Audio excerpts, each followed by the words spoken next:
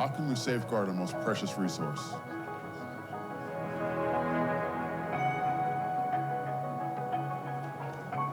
¿Cómo podemos crear un mundo energéticamente positivo?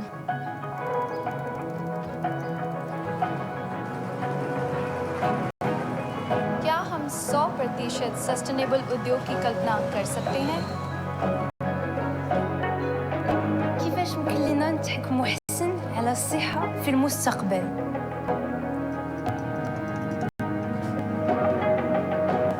Hanno dege dedegani in bawilir ta sifa ngurdamen egedede.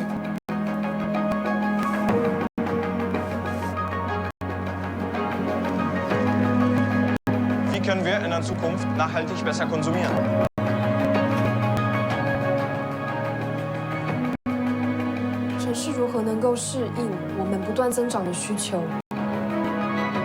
Comment pouvons-nous nous déplacer dans le monde entier sans nuire à l'environnement?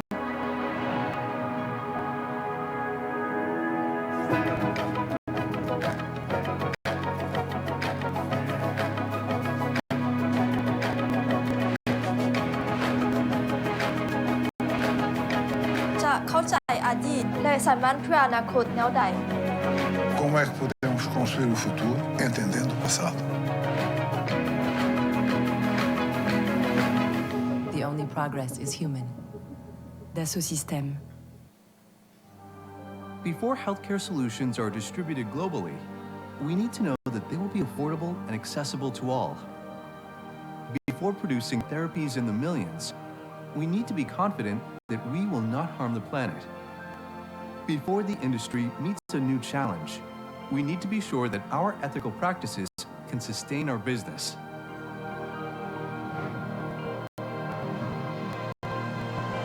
Sustainable pharmaceutical manufacturing needs the right start. The right strategy for sustainable manufacturing outcomes starts with the virtual twin, powered by science. The virtual twin experience fosters sustainable innovation in the best interests of society, the environment, and business. Start your sustainable pharmaceutical manufacturing journey with the 3D Experience platform.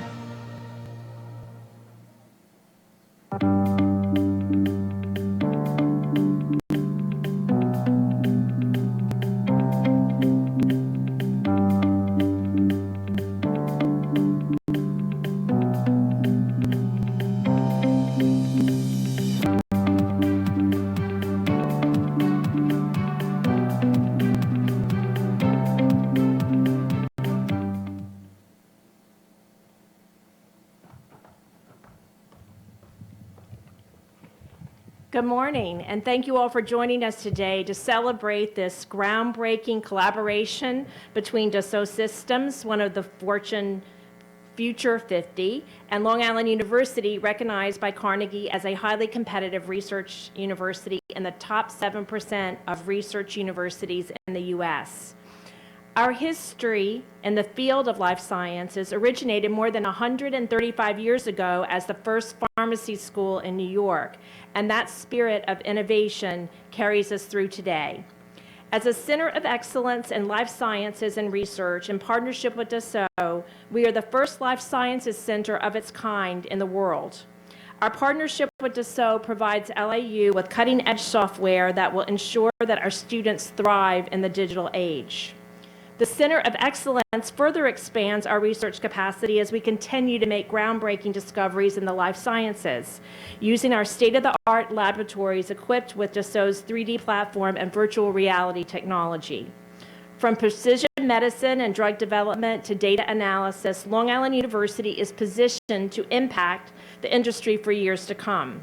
Our efforts will have a long-term impact on the economic development of New York as a hub for biotech and innovation, and the grants that we are awarded will stimulate additional careers throughout our region.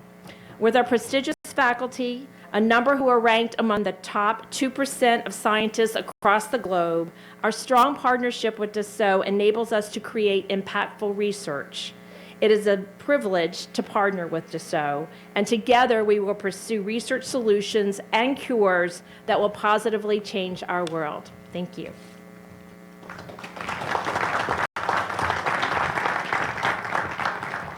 Dr. Klein, thank you very much. Thank you very much for having us here today. And we're looking forward to a long-standing partnership with LIU. Now I would like to invite Dr. Rama Kondru, CEO of Medi-Data with Dassault Systèmes.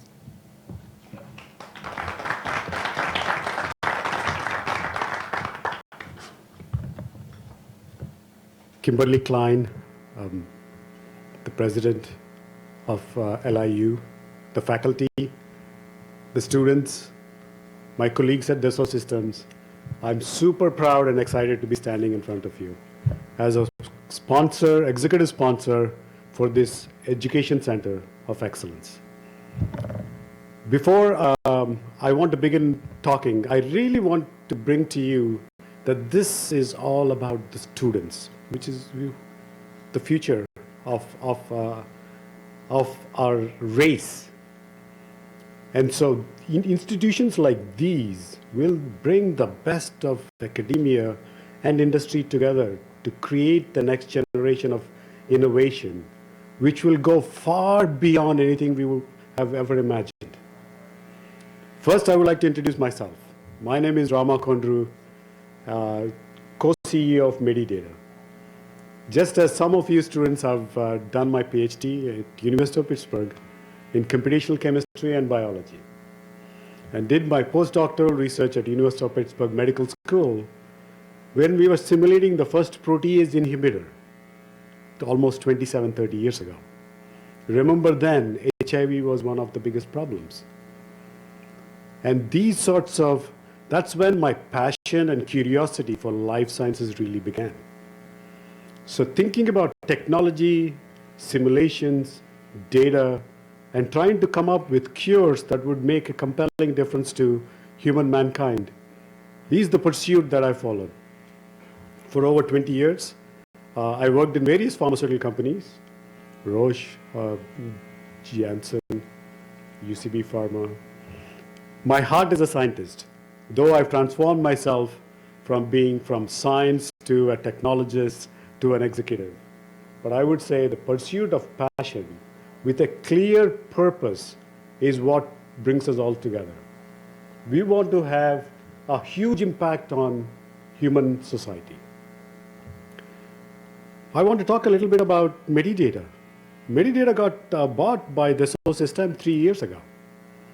And we were a company that was incorporated right across the bridge, 15 minutes from this university.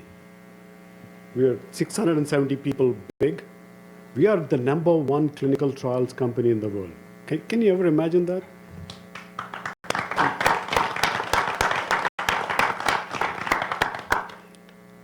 "30,000 clinical trials run on our platform and solutions so far. For the last 25 years, the clinical trials that have run on our systems have increased the lifespan of every human being on the planet by at least 5 to 7 years. Just in COVID alone, the vaccines that have gone through our systems and solutions have touched 5 billion patients. What would have taken 4 or 5 years of a clinical trial, we actually made it happen. As a humanity, every one of us got together, made it happen in 9 months. And you can see the impact all across the globe. And we can see it in some countries where they couldn't get access to vaccines. There were higher death rates. And so when we as scientists, technologists, academicians, industry folks come together, there's a lot of impact on human health. I want to talk a little bit about digital transformation that's happening. We just had a nice discussion while I was standing outside on artificial intelligence. And we had a nice conversation with Dr. Klein about how can artificial intelligence be embedded into different industries, not just healthcare, not just picking your songs, not just picking your movies. Everything in artificial intelligence and data sciences and machine learning can be incorporated into everything that we do. I'll give you one beautiful example. Our aspiration as a company, #1, 40 years ago, was to digitize the entire aerospace industry. So now when Boeing builds 777, Every part of it is simulated. When it's fully built, we all know it's going to take off. But the future is, how about we set our own goal? Fully virtual twin of a human being. We've started that journey. We've started that journey by creating a virtual twin of a heart. Just measuring the currents, measuring the blood flow. And there are potentially other possibilities to create virtual twin of a human being. That's our aspiration. Together, I believe, all of us, we are bigger, bolder, and broader in our reach to create a new system or an ecosystem that will drive compelling value for human race. And I truly believe it. The patients, the healthcare ecosystem is unsustainable as we see it. Second, in the business of clinical trials, I want to give you one simple example. For the last 29,000 clinical trials, every time you had to run a clinical trial, you had a treatment arm and a control arm. Half the patients got randomized into one of these arms. So the people with the treatment arm got the treatments, the control arm got either the standard of care or placebo. Now for recurrent glioblastoma, which is a deadly disease of the brain, cancer of the brain, patients die while the clinical trial is going on in the months. Can you imagine patients being randomized to a control arm where they don't have a chance? And I can tell you the first FDA approval came through last year for 90% of the patients in recurrent glioblastoma to be completely simulated, so that every patient that's on the clinical trial is on the treatment arm. That's the power of data, analytics, AI, artificial intelligence. Digitization brings to everything that we do. So as for the partnership, I'm super proud and glad that we have the same ideals. And we want to work together for academic excellence, differentiated education, teaching the best of technologies and solutions to students. And hopefully, with this sort of an ecosystem, with all of us getting together, being so close, I feel we can make a compelling difference in this universe. Last, I want to talk to the students. I'm proud that you have chosen life sciences. It is a very noble cause. And as I knew then, and I know now even more so, that you will make a huge difference. What you do now and what you do in the future, with a profound sense of purpose, will make a difference to humanity. You will touch many lives. And I'm proud to be part of this ecosystem. In the end, I want to summarize by saying, we together are bigger, broader, and bolder. Dassault Systèmes is an excellent company which is built on science and technology. Above all, a strong purpose, which is we believe that the virtual world will extend and improve the real world. We have seen those great examples. I've shared some of them. And we continue to use this digitization to help humanity. And I'm super glad and proud that I got the chance to be the executive sponsor for this initiative from Dassault Systèmes.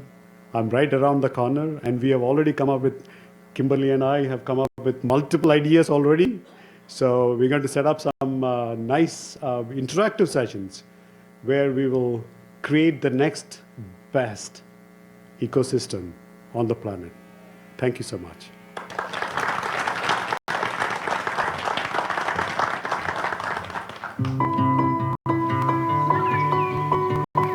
Seeing the people we love healthy, doing what we love together. It's the role of life sciences to protect what matters most. Progress stems from the minds of visionaries who challenge the status quo.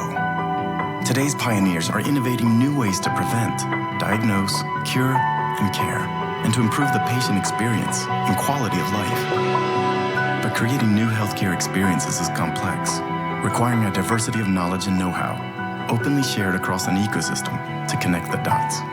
It means converting big data into smart data, leveraging collective intelligence, and empowering life sciences stakeholders with model-based engineering, simulating real-world conditions in a virtual world, creating sustainable new business models that will improve safety, efficiency, and patient outcomes. Dassault Systèmes' 3D Experience Platform is the catalyst and enabler, a scientific and collaborative environment fostering sustainable growth and workforce of the future empowerment, improving the patient experience by harmonizing product, nature, and life, creating a better and healthier world. In a future made possible by virtual universes, experience the future today.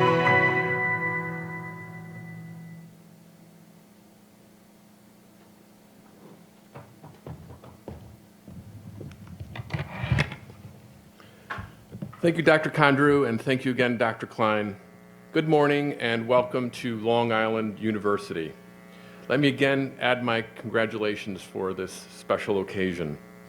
We actually started the relationship with Dassault Systèmes 2 years ago on the eve of COVID-19 when we first signed the MOU. And now I'm excited to have the opportunity to moderate the joint scientific and education session, which will demonstrate all the potential of this new Center of Excellence. As Dr. Klein mentioned, this event comes at a great time in LIU's trajectory, where high-impact research has reached a new benchmark in grants awarded and research activities and a new R2 designation.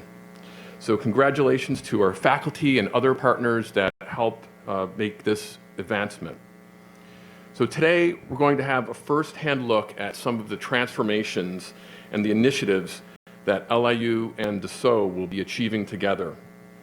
As you will see during the presentations, the Center of Excellence will focus on One Health, drug development, and precision medicine, and all will utilize the Dassault Systèmes software solutions and leverage the virtual twin. LIU is especially excited to demonstrate the potential of modeling, which will be performed in LIU's state-of-the-art simulation laboratory, and you'll be able to view and experience that for yourself outside in the lobby today. Additionally, you'll also hear about the center's focus on education, diversity, and preparing the workforce of the future. And perhaps most exciting is that these digitally powered innovations can be incorporated and infused into many of our educational programs here at LIU, starting with the life sciences and then migrating into the humanities and performing arts. I would now like to welcome the co-moderator, J.P. Laguerre, Director for Education in North America from Dassault Systèmes, to say a few words and then introduce our first session.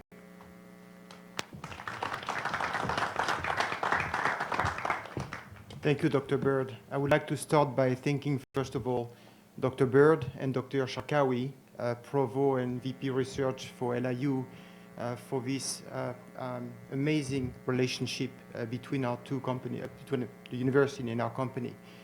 Without Dr. Klein, Dr. Shakawi, and Dr. Bird, this partnership wouldn't exist today. So thank you again. Research is critical to drive excellence in education. And I'm confident today that with LIU, we can push the limits of research and leverage the solutions that we have with all the potential that we have, including artificial intelligence embedded in our solutions, and find a new cure, especially in life sciences, for disease that we have today. We're going to launch a video so that you can grasp, have a better idea about what the system is all about in action. And I would like, after that, to let the chair for research, for the research session, Dr. Steve Levine, tell you a little bit more about what we do in research, and more specifically about the Living Heart project that he launched almost a decade ago. Thank you very much. Everything's possible in our heads.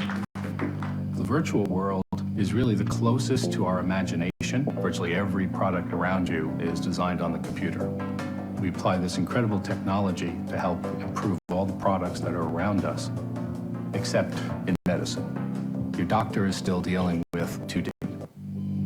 My daughter was born with a congenital heart disease. The left and right ventricles are reversed. So she's had a pacemaker since she was 2. My dad got really involved, and the doctors opened up to him because he's an engineer. As an engineer, you take things apart. With the human body, we didn't build it, but there's no reason why we can't understand it. We just need a different set of tools.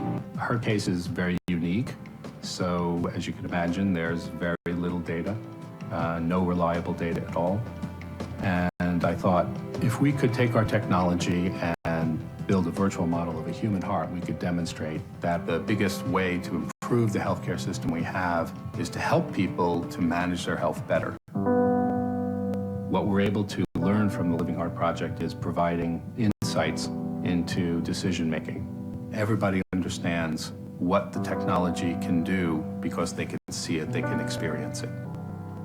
So now, if I had an imaging study, you could make a model of my heart, and you could actually run simulations of thousands of patients that don't actually exist. So I could know how this will progress, how any interventions would affect my heart. The best thing to do is take what you're given and be inspired by it.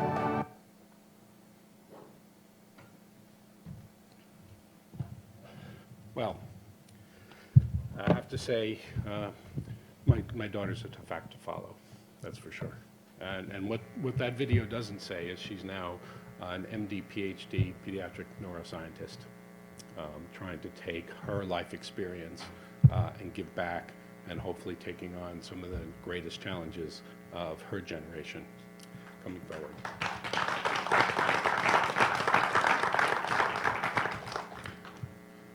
So I'm very honored to be able to work here with the executives from Long Island University and the panel, which maybe I can invite the panel to come up.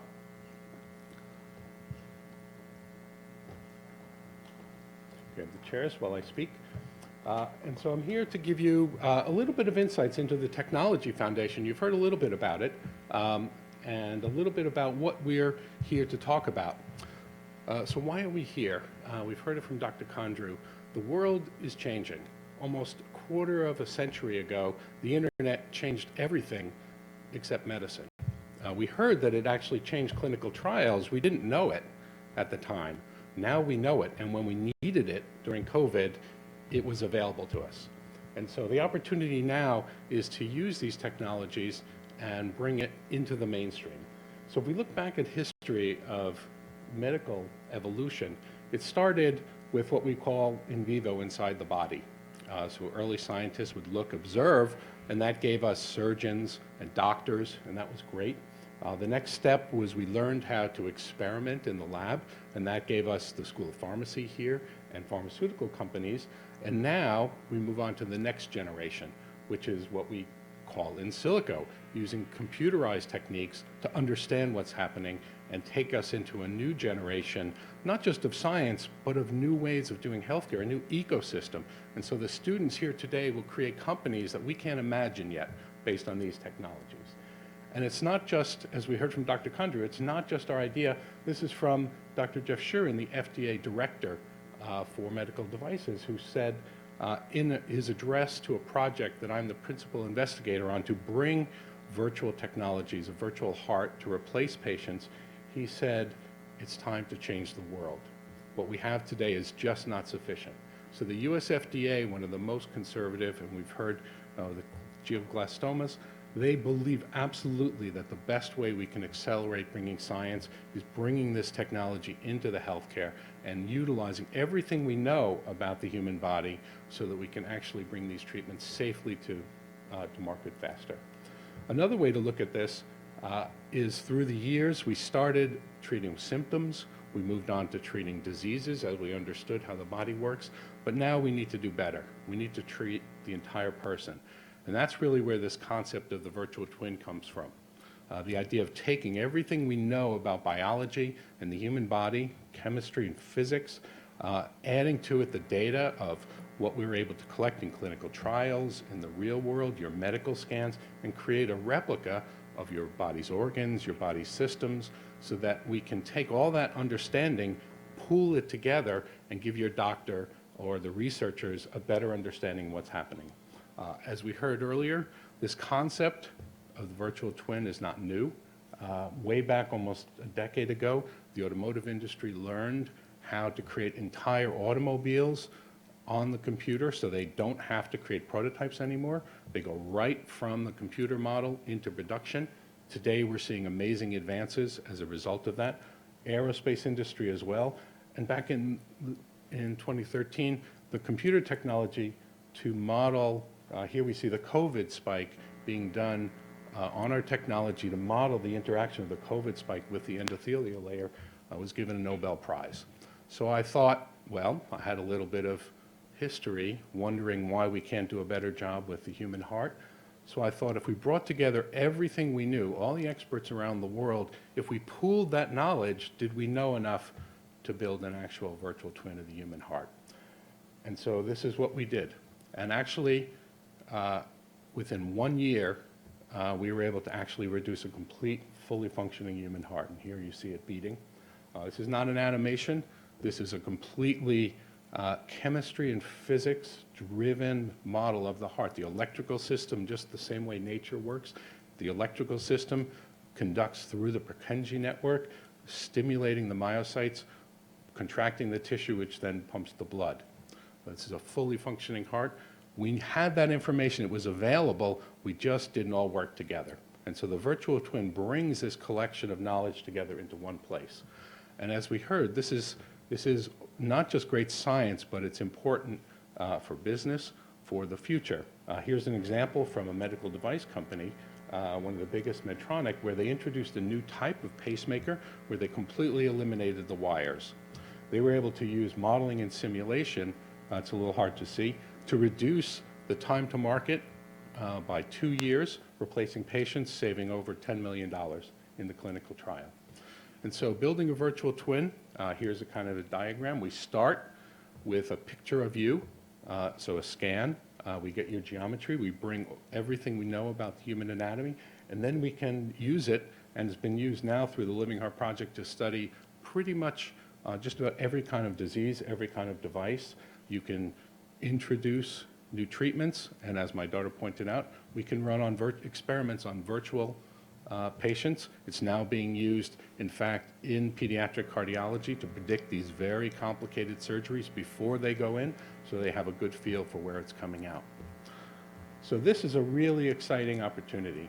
The idea that we can understand what happens to a drug as it affects the muscle tissue. In this case, we're looking at an important topic, cardiotoxicity, so how a drug will negatively affect your heart. This is a case where we're able to put those drugs into a heart and show, in this case, by increasing the dose, we can actually put that heart into arrhythmia. And we can find out at what dosage it will be safe and which dosage it will not be safe by looking at exactly what's happening at the molecular level and then scaling it up and being able to put, in this case, you can see the output efficiency of the heart drops from 60% to 15%, which is completely life-threatening. So with this dosage, this drug would not be healthy. We can also, because we're looking at all the way down to the DNA level, we can look at the pharmacogenomics, so we can introduce mutations that maybe your mutation, your DNA, to find out whether you would be suspect. So a drug that might on average not be safe, but it could be safe for you, or vice versa. So you can know what to get, so we can really get precision medicine out of these models and advise not just the life sciences research, but the translation into clinical care. Of course, we're here at an education institute. These models are beautiful visualizations. You can understand, you can utilize the entirety of the human mind. We were trained as humans to think and observe in 3D. We tap into everything we understand so much better. You'll be able to actually play with this video of an operating room, our vision of the health record of the future, where it's actually not a bunch of data, but it's actually an understanding of what's happening to your body, so you can find out and see. And so hopefully, with that start, We started with the human heart. It's now expanded to the brain, to the lungs, kidneys, knees, arms, and hopefully through this partnership with LIU, and why I'm so excited and my colleagues are so excited, is this is really the epicenter of the future of medicine, a new way of envisioning how we bring treatments and how you manage your own treatment, because you understand it and you and your doctor can speak. And it's happening here in New York. So with that, I'd like to turn the stage over to my colleagues. First to Dr. Jacqueline Cusumano. We've had the luxury of being able to work closely with these brilliant researchers to find opportunities where we can jumpstart their research using these virtual twin models. So she'll speak first about using the living heart to study very important cardiovascular infections. She'll describe that in more detail. Then Dr. Nico Gallo, who will talk about how we're going to use the living brain to address Alzheimer's and other neurodegenerative diseases, extremely pertinent topic for all of us. And then a really exciting topic from Dr. Thomas Azzano about how we take a holistic look at life and treat all life and all living beings and try to build our fundamental, to take our platform and help understand the fundamentals of life so that we can apply everything we know to all living and really enhance the sustainability of our planet, not just the health of humans, but the health of the entire planet. So with that background, I'd like to turn the stage to Dr. Cusumano. And thank you.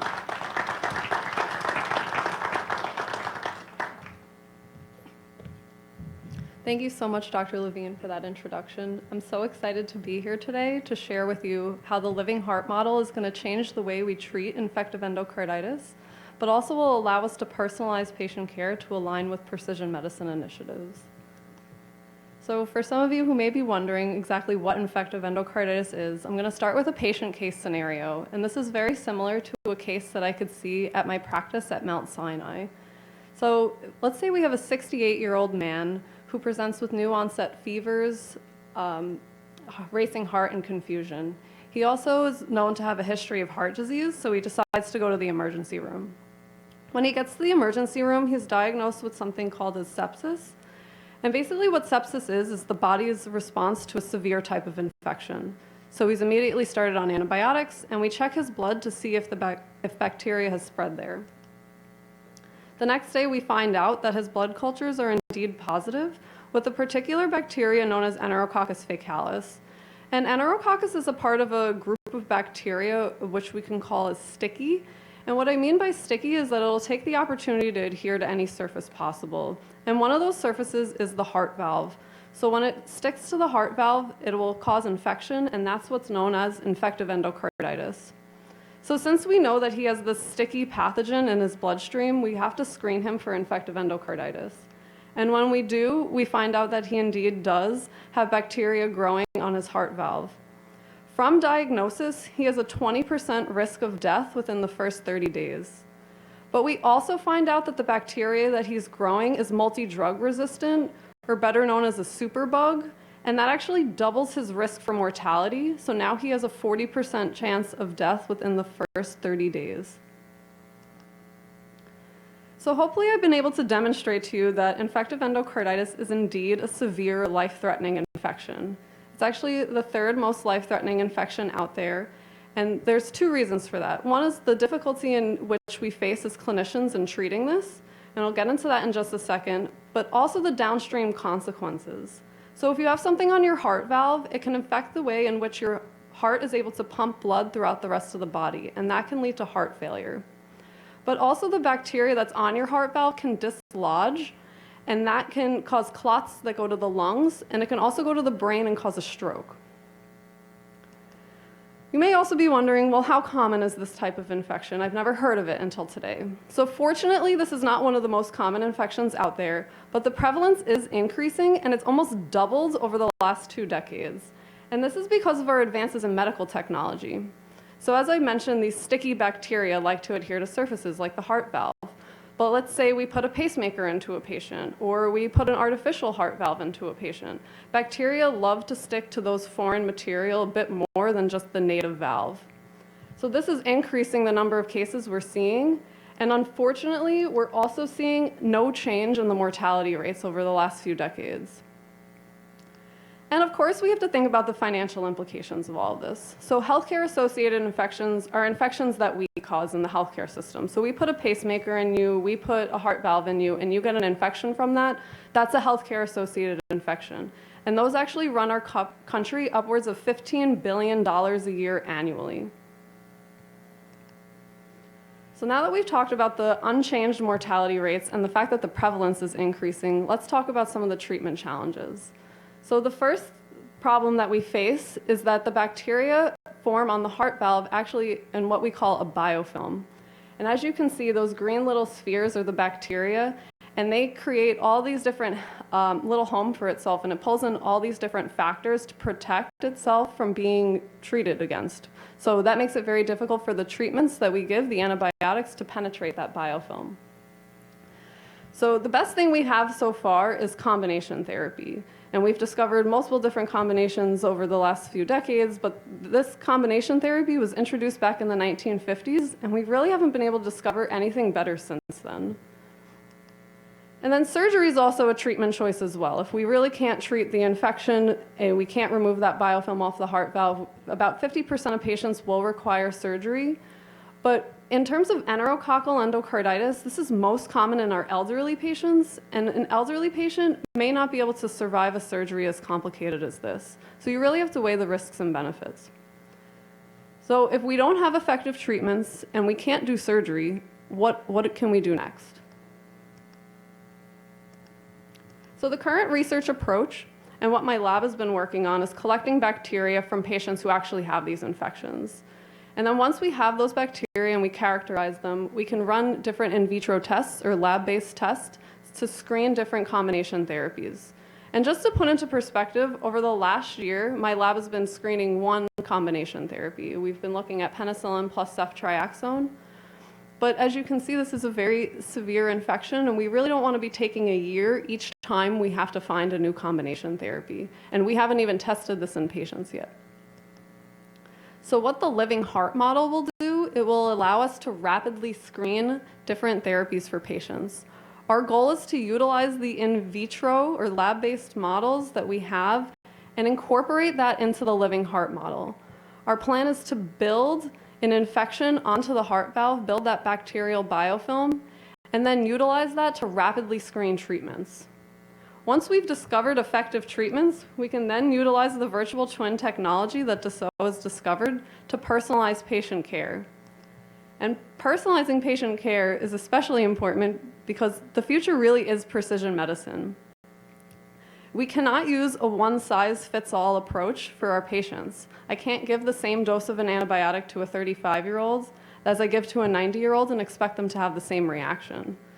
So the living heart model will also allow us to build population-specific treatment options, so we can build for elderly patients and we can determine what the best treatments would be for that population.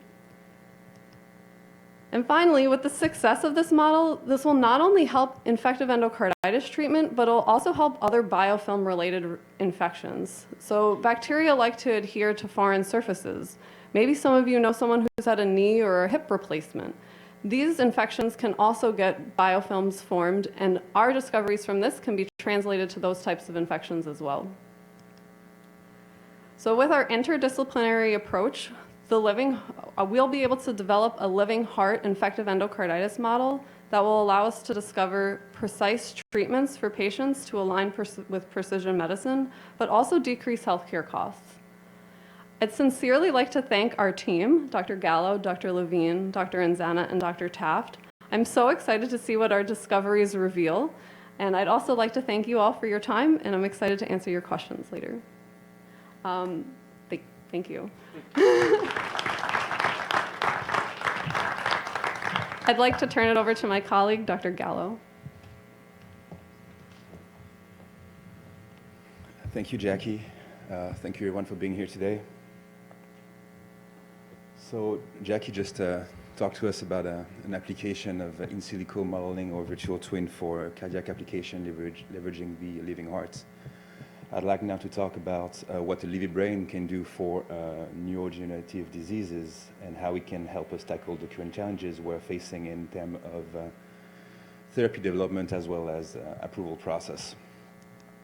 And I'd like to use the example of Alzheimer's disease and give the audience a bit of background as to why we care about Alzheimer's disease. Well, if you look at this graph, you can see that we have a dramatic increase in Alzheimer's disease prevalence.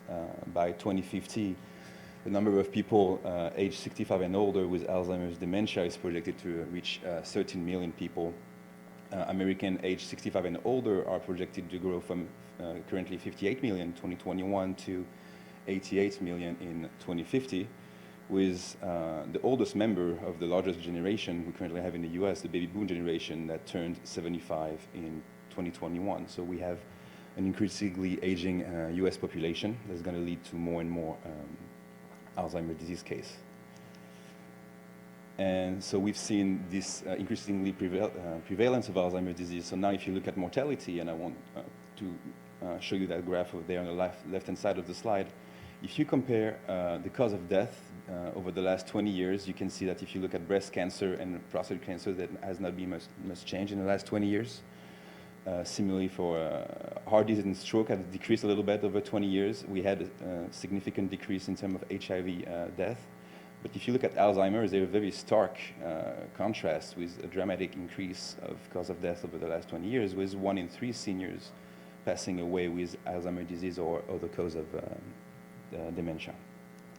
And that comes with a cost on the US system, which is estimated. And by the way, all those plots are from the Alzheimer's Association, which is estimated to cost the US government over about $355 billion, and that's not counting on all the additional caregiving costs that family, friends, and donors will have to pay for, which is around $257 billion. So with some quick math, you can see that's total a little over $500 billion. And if you look at the recent development in terms of therapy for Alzheimer's disease, last year, Aduhelm from Biogen was the first novel therapy approved since 2003. And why I want to bring your attention on this application is it made a lot of noise, but really, I want you to bring the attention to the stock curve, and you see that every time a company makes informed business decision on getting a new therapy approved, it has massive financial impact. So that you can see when they decided to shelve Aduhelm the first try, and when they decided to bring it back to seek regulatory approval again. And those decisions not only affect the financial markets, but they also affect the US taxpayer. If you take the 6 million people that are living nowadays with Alzheimer's disease with a treatment cost of about $28,000, if 5% of those 6 million people do receive the treatments, the drugs revenue would reach nearly $17 billion per year. And that led to actually the largest increase in Medicare premium for US taxpayer in history of about 15%. So those drug development decisions really need robust scientific solutions to inform those decisions in order to minimize the impact on the people, really. And this is where we believe that in silico modeling and virtual twin approach will help in making those decisions. And if you take a look at where the FDA is going, as mentioned Steve a little earlier today, so this is a summary of the 11 panelists that council that they used for the Aduhelm approval. And you can see that they approved the drug based on the evidence that there is a pharmacodynamic effect on the Alzheimer's disease pathophysiology, even though in that trial, the panel didn't agree that they agreed that there was no evidence of effectiveness of the treatment for the actual disease. So what that means, to cut a long story short, is that the FDA actually went with based the decision on the scientific arguments that they were addressing the pharmacodynamic of Alzheimer's disease. So we also believe that those models will help organizations such as the FDA working with scientists to inform those decisions on robust science. And if you look at the pharmacodynamics of Alzheimer's disease, what the drug tackles are actually the aggregation of amyloid beta. So over 20 years, those amyloid beta protein, they accumulate and then form amyloid beta plaque in your synaptic collection. And those amyloid beta plaque are actually neurotoxic, so they're going to cause synapse deaths over time. But the evolution of Alzheimer's and this process takes about 20 years. And once so basically it's very hard to diagnose Alzheimer's because 20 years you have this molecular process until you see some mild cognitive impairment and you can actually detect it.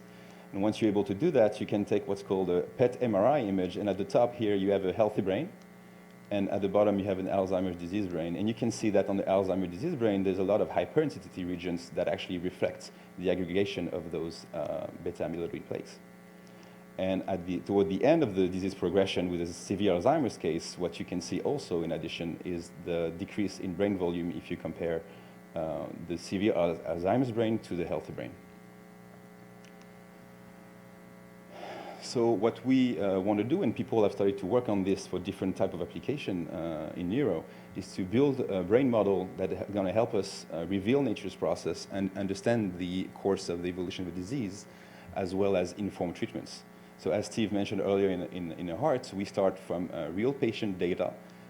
We take the medical imaging data in order to reconstruct your brain in a virtual space. And we are able then to mathematically model the course progression of the disease as well as any kind of treatment we want to test. And very quickly generate the data. So we don't have to wait the 20 years of the amyloid beta plaque accumulation. We can do that in a matter of a few hours or a few days. And that's the results that you would see. I want to bring your attention to the upper left part of the slide, and this is an accelerated in silico study where you can visualize the amyloid beta deposit progression throughout the brain on this sagittal slice of the brain through time. You could replicate the same type of work for another biomarker of Alzheimer's disease, tau inclusions, and have the map of the progression of those proteins throughout the brain in an accelerated digital study. And that same work can be extended to different pathologies, such as Parkinson's disease or ALS. And once you take the molecular progression of the disease, you can actually couple this to atrophy models and actually connect the molecular phenomenon with the overall macroscopic effect of the decrease in brain volume. So here the effect is exaggerated for visual purposes, so the brain that actually doesn't move back and forth like that, but the overall volume decreases, what we care about here. And you can see here on the left that very quickly we're able to generate data that otherwise we would need 12 years to actually observe a patient. So the take-home message for the living brain is really, we believe is going to be an asset in terms of drug development in identifying new treatments and likely responders following our patient-centric approach. Also simulate the molecular pathway and the identified ligand performance and quantify the metabolic response to treatments, leveraging the fact that we are able to generate data a lot faster than observing patient in real life. It will also help design enriched clinical trials and guide treatment protocols with the accelerated in silico data generation, as well as identifying the right dose for the right candidate, just like Jacqueline Cusumano mentioned in her clinical practice. A 35-year-old and a 90-year-old is not going to react the same way to the same dose of the same treatment. And lastly, also help guide business decision by providing a bridge between clinical evidence and intermediate clinical endpoints in novel treatment approval, which is exactly where it could have been useful in a situation like the one we've seen last year with the Edu approval for Biogen. And not only that, another asset it would be that, especially what we heard previously from Medi-Data, the cloud can be accessed anywhere, anytime, and it's always on, so that would really be an asset in some of our patient-centric approach. So I would like to thank the team working on this project, Kenza Benzeruel for the College of Pharmacy, Steve Levine, and we are very excited to be able to present to you our vision today. Thank you very much. Now I'm going to call my colleague Thomas Inzana.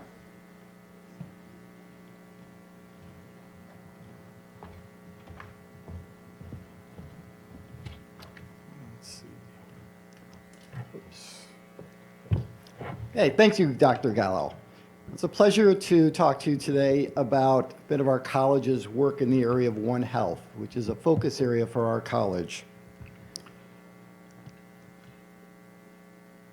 So what is One Health? Let me introduce that topic. First of all, it's the interaction between human health, animal health, and even environmental health. But it's not necessarily just this one sector here. It can be the interaction between human and animal health, human and environment, animals and the environment. So on various levels, we look at each of these.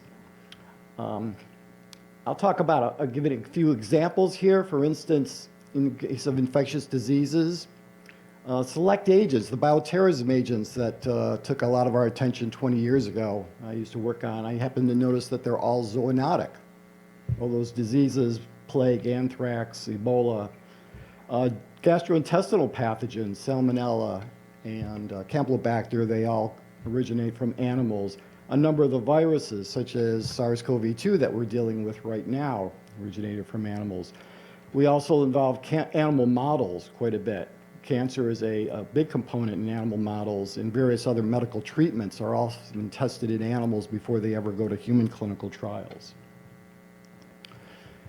Some other examples in case of the environment.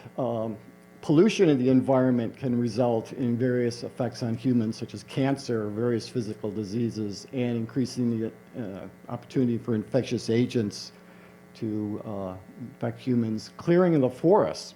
These result in greenhouse gas increases, toxic waste, also infectious agents. I'm a microbiologist, so I may talk about infectious agents a lot. Floods. Also very important, increased infectious diseases. For instance, whenever there's a flood, cholera always is a major concern. Recently, there was an important publication titled Water as a Vector for Mammalian Viruses. And in this paper, they actually identified thousands of potential viruses that could infect humans that were found in the water. And of course, a lot of this is done through bioinformatics in order to be able to identify these. In regard to wild and domestic animals, again, we had the wet markets in China that likely resulted in SARS-CoV-2 infections. Clearing of the forests, increased exposure of humans to animals that carry some of these infectious agents.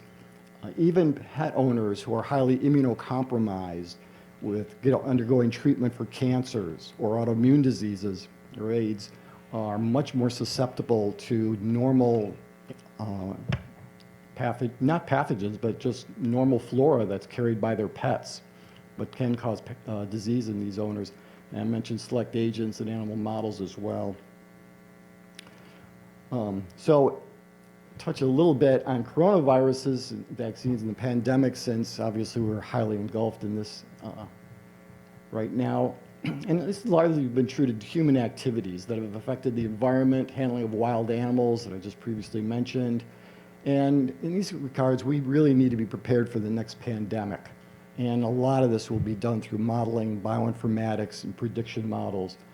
As I mentioned, there's thousands of viruses that have been identified in water that have the potential to cause infections in humans. And so more viruses and bacteria are out there. And we see this with infectious agents. Every few years, some new pathogen has come along, so we need to be prepared for the next one.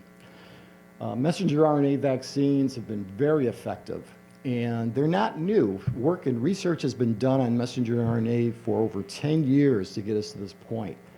What has been new is their very effective application to vaccines against SARS-CoV-2, but they can be applied to a wide variety of other diseases as well. And that's because they've been much more effective because they stimulate the cellular immune response in addition to the antibody response. And that's because the antigen is actually made by the messenger RNA inside the cell, as opposed to presenting an antigen outside it. So really, to address infectious diseases and many other diseases, one must understand both, in case of infectious diseases, how the pathogen causes infection and the protective host immune response. So to talk about some of the research that's being done by our faculty and going on from SARS-CoV-2. Dr. Hameda is a virologist in our college. He's working on bovine coronaviruses as a model for the human beta coronaviruses. And he's working with to develop messenger RNA vaccines that are broadly applicable to a large number of potential coronaviruses. And again, this is done largely through bioinformatics, where you can take thousands of sequences and from humans and animals and identify a cocktail of epitopes that have been expressed by key genes and put those together into one vaccine. So that as variants develop and mutations develop, they can all be much more effective protection. And these can be applied to diagnostic assays as well, either to detect antigen, antibody, or nucleic acids. In my own lab, as Dr. Cusumano mentioned earlier, right now I'm working primarily on bacterial biofilms. And of course, in a biofilm, the bacteria are much more resistant to antimicrobial agents as well as host defenses. And anytime you have a chronic infection established, in other words, one that's going on for more than a few days, in the case of bacterial infections, you're going to be dealing with a biofilm. And what we have found is at least half the genes are differentially expressed when the bacteria in a biofilm compared to when they're cultured in a laboratory.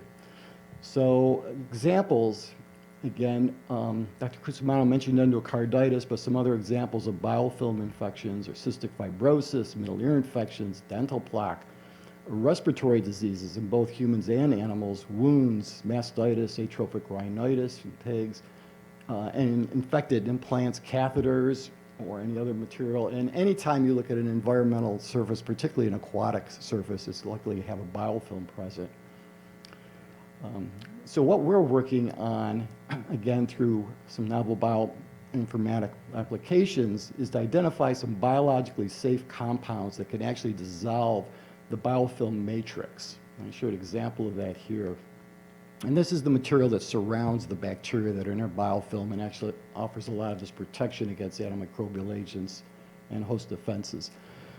So the bottom line is the bacteria that are grown in the lab are not the same as they are in the host, which is why many of the vaccines that have been investigated have not worked. Now, let me clarify, FDA-approved vaccines do work and are effective, but there's relatively few of them. Many, many vaccines have been developed and tested for both humans and animals that have not worked very effectively and don't get to the market. So we're designing intelligent vaccines that incorporate components that are actually expressed in the host and therefore response. So some examples of a biofilm here, we use confocal laser scanning microscopy a lot and scanning EM, and you can make digital images of these to show how these biofilms differ and grow over time. You could label them with different fluors, and in this case, they're often polymicrobial biofilms. So these are 3 different bacteria that cause respiratory disease individually or together, and they all like to form a biofilm very nicely together. And again, in this dark pink area here, you can see matrix material that is made when they're in a biofilm that's not made when they're shaking in a flask in the lab, and that offers a lot of the protection to them. Dr. Tang is an immunologist in our colleges, working also with animal models to identify the treatments for autoimmune diseases, and doing this through generating immune cells that will actually act as disease-protecting cells. So again, in autoimmune diseases, the immune response is attacking the host itself. It's misguided. And through genetically engineered specific immune cells, he's hoping to correct that and halt that disease progression. Dr. Barak is an anatomist at our college working on bone modeling and remodeling in health and disease in both animals and humans. And he uses computer simulations to identify how the bone actually models and remodels itself. But then he can test this in his lab using mechanical testing, and then take that to 3D printing bone itself. And then if necessary, these computer simulations can be readjusted, et cetera. And Dr. Jian in our college is an aquatic biologist working on, right now, lobsters, American lobsters. And in her case, she considers the healthy environment, of course, is required for healthy sea life and safe food. So as temperatures increase, greenhouse gases and water temperatures increase, this is going to affect the sea life down to the microorganisms. And it also affects this shell disease that affects American lobsters, which in turn affects security and food safety for humans. So just a brief overview of some of the research being done in our college. We're doing a lot more than this, but time limitations. So thank you very much for your attention.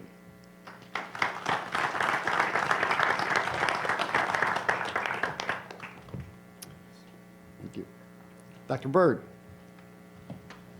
Okay, thank you again to the panel, and I'd also like to ask JP to come back up. So you'll all have an opportunity to ask questions to the panel outside in the lobby, but I do have a question that I'd like to ask Steve maybe to start some discussion. You have this wonderful digital solutions approach to healthcare and medicine. Everybody in the panel, I see that. What are the potential implications, the potential uses of this in the future, and then what challenges do you have when you consider the widespread adaptation of these? Either maybe you can use this or Carrie. Great. Yeah, well, fantastic question. So certainly, well, as you've seen, you know, I've made it very central to the work that I try to do is to really emphasize the translation of science into practice. You know, very early on, we've all kind of heard about the NIH Valley of Death, where great science breakthroughs happen, but they don't translate. And so, including, you know, really the clinicians on the front line, people who are applying it, Dr. Cusumano being one of them here, making sure we're addressing problems that they have today. And I think that often translates to not necessarily taking on the easy problems, but actually taking on the hard problems. And that's sometimes counterintuitive for people because they naturally say, well, if it's new, let's go after the low-hanging fruit. Well, I go after the high-hanging fruit because that gets their attention. If I can solve a problem that has been 20 years in the making, the Alzheimer's disease, endocarditis, these are things that we can show that there's a new way where you can actually change things. And although we're not going to change the world overnight, we're going to open up new avenues. And one of the reasons I'm, of course, very excited to be here is because it's the young scientists that are going to have their minds opened with what's possible as a result of these new breakthroughs that we have. We're going to reveal information that scientists and doctors have never seen before. And that will stimulate the creativity to find new solutions. We won't necessarily have the computer tell us what to do. It will stimulate our knowledge base and our collaboration across disciplines so that we can find them and test them safely. And that's really exciting to me. Outstanding. Thank you. JP, any questions? Sure, thank you. So Dr. Levine, with the panel, you've been talking throughout the presentation about precision medicine. What are the practical applications? That would be the first question. And the second one would be, with all the technology that you share with us today, how quickly do you think we can deliver new drugs directly for the patients? Sure. So in terms of precision medicine, I mean, what's currently happening in practice is just being able to monitor patients' drug levels. But I think what's really exciting about this technology is that we'll actually be able to personalize care on like a higher level. So just getting a one point in time drug level is not as helpful as being able to simulate what's actually going on in a patient. And what we've talked about as we're brainstorming and building this model that will be able to see how the drugs actually get to the site of action, because when you just get a point in time of getting like one level from a patient, you can't actually tell how much drug is actually getting to the heart valve, how much drug is actually going to penetrate the biofilm. So this model will really bring precision medicine to the next level. Yeah, maybe I'm best to... Timeline? Oh, timeline. Do you want to take a step? Okay, I won't put her on this. Obviously, I've been working with this a little bit longer, so I have a sense. And well, the short answer is it's happening already. So these technologies are being used in the clinic today as we speak. More and more, we're finding, like I said, that our ability to streamline the process of building a patient-specific virtual twin is really, we know how to do it. Now we need to automate. And then once we have the ability to recreate the problem, step by step, we'll help to figure out how to solve the problem. So we're at the stage where we can, in many of these cases, we can recreate the problem. And that by itself helps in many cases. For example, for surgery, if you can show a surgeon exactly what is happening inside the patient, they can devise a solution quite readily and then share it with their team so that everybody's on the same page as opposed to guessing what's in the head of the surgeon. And so these kinds of applications are immediately happening today. And as we start to find treatments, and as we said for SARS-CoV-2, we were building patients' hearts in hospitals, helping guide treatment when there was no other way to do it. And so these are cases where more and more we're going to learn through the clinical trials. We heard about the databases that we have, and I'm confident that within a few years you'll start to hear new drugs coming out based on these treatments. Fantastic. That's great news. Thank you again.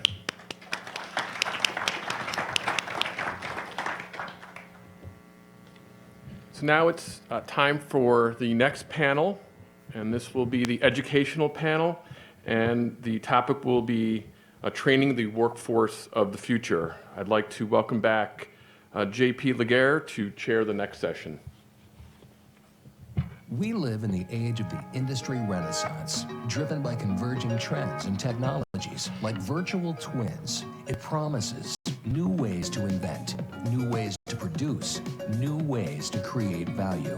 This dream will come true only for those who employ a skilled workforce. To equip students and professionals for the industry of tomorrow, Dassault Systèmes has developed the worldwide 3D Experience EDU Centers of Excellence program. Members of this program are futuristic learning centers close to local employment areas, places where the 3D Experience platform, connected with physical equipment, creates a digital thread from creative ideas to 3D printing, data-driven manufacturing, and more, all in one place.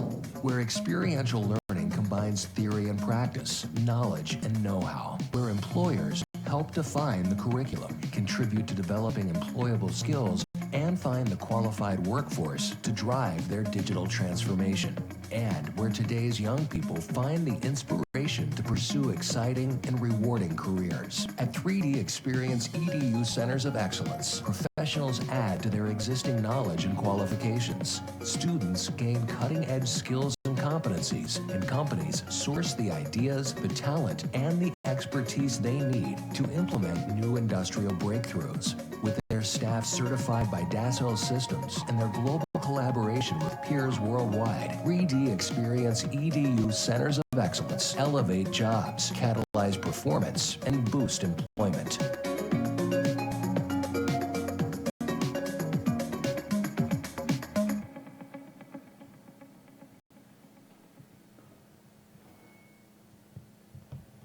Thank you.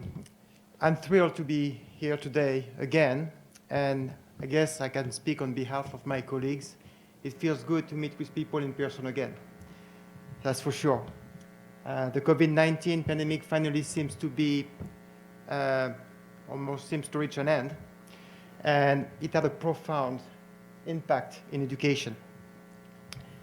It forced an emergency online training, and it exposed significant gaps to reach the learners and population. And what we notice as well is it exposed a digital divide in the population. Now governments are building the foundation for digital, and they are investing massively. In the past couple of years, as you can see here, the investment have been, again, very substantial. And we can expect over the next 5 years that the education system globally will go through a digital transformation like no other, building infrastructures and capabilities that will place digital at the core of learning and delivery. And we can see today that venture capital investment in EdTech, education technology, that's essentially the technology that is supporting the world of education, have increased dramatically. So be prepared for digital in education. Education and sustainable skill can create an agile and diverse workforce, and they can also transform lives. My inspiration and commitment to education come from a resilient woman. As a child,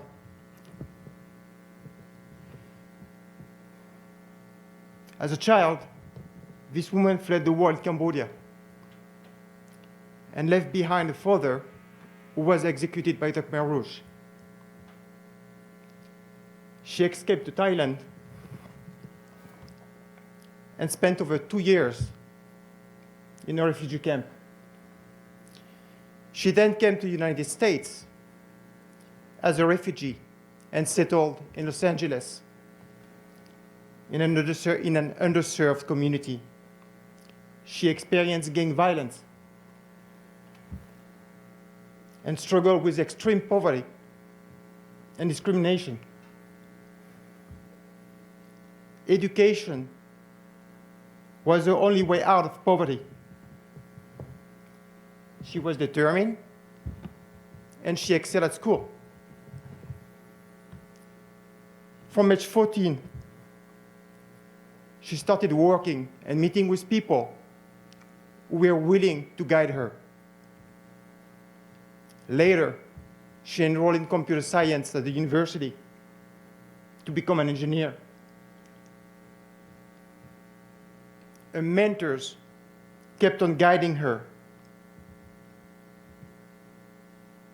and eventually giving her access to internship before she began a successful career in aerospace. This woman is my wife. Education can transform lives, and sustainable skills are critical for a resilient future.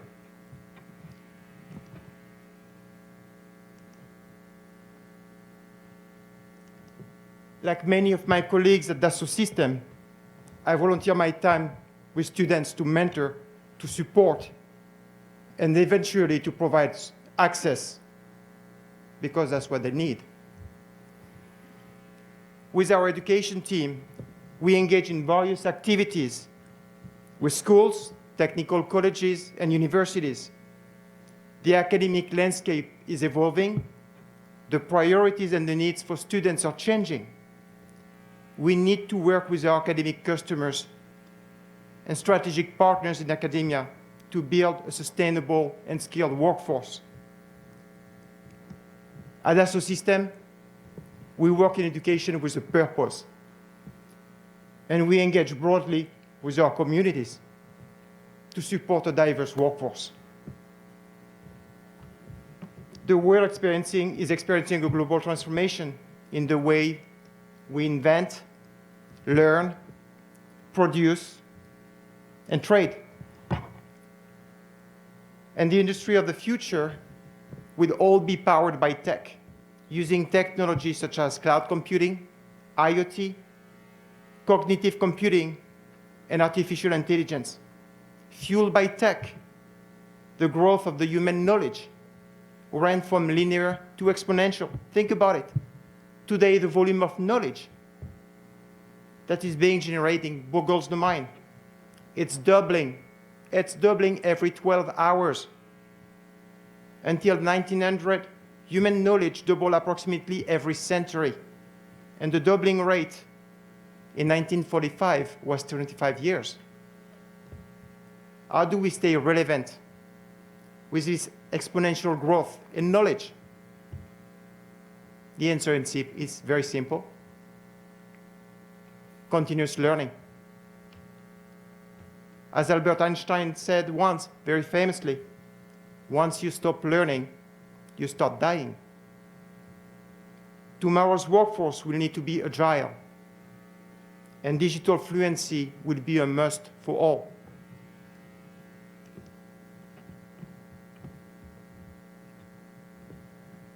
As the COVID-19 pandemic exposed, a digital divide has been created. Underprivileged students who lack access to devices and connectivity are being left behind. In the past 10 years, Dassault Systèmes launched transformative initiatives to raise the awareness about the need for digital fluency. In 2013, with my colleague and friend, Mark Tenayak, we launched, with the IM Angel Foundation, the IM 3D Experience Initiative. The intent was clear. We wanted to improve diversity in the talent pipeline. And together with will.i.am and Enrique Legaspi, we were thinking big, and we were promoting back then STEAM, not STEM, STEAM. Then in 2017, we raised the bar with our partner Base 11, and we launched the Space Challenge. Students were asked to design and launch a liquid fuel rocket to the edge of space, what we call the Kármán line. Our goal was to encourage student innovation and to improve diversity in the aerospace talent pipeline. Again, we work with many universities, including HBCU. This initiative was a success.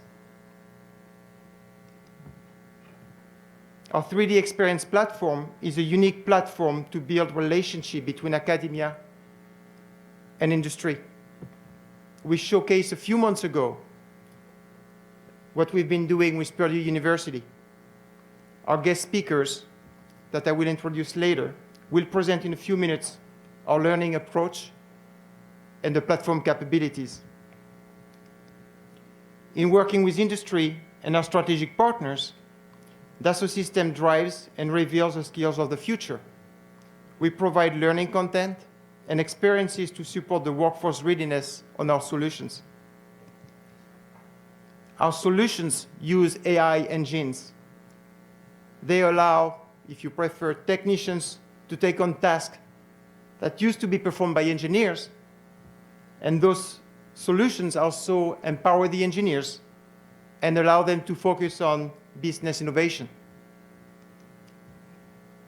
At Dassault Systèmes, our education team is engaged globally, and we serve a large amount of academic institutions and, most importantly, students.